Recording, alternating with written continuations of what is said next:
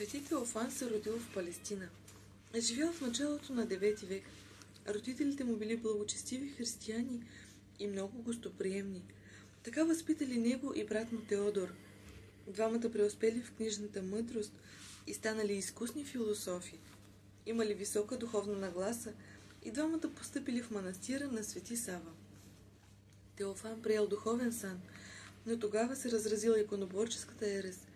Започнало жестоко гонение срещу почитателите на светите икони. Много християни претърпели мъчения.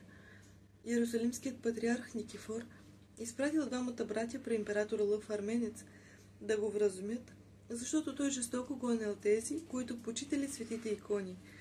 Те го изобличили, затова много пострадали. Претърпели окови, глад и заточение. Върху лицата им с нагорещени игли били написани позорни стихове. Теодор починал на заточението, а Теофан дочакал настъпването на мира в църквата. Бил избран за митрополит на град Никея.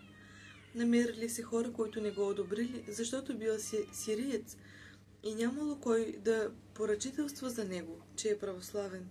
Цареградският патриарх Методий им казал: след такъв надпис на лицето му не е нужно да желаем по-добро свидетелство за неговата православна вероизповед.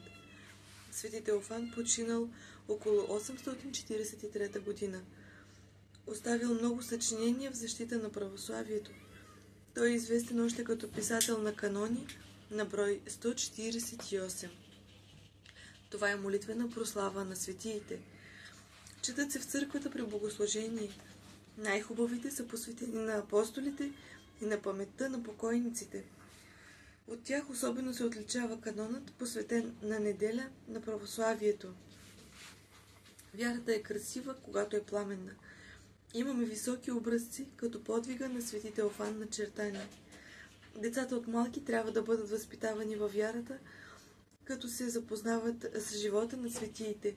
В тях има примери, които укрепяват и вдъхновяват.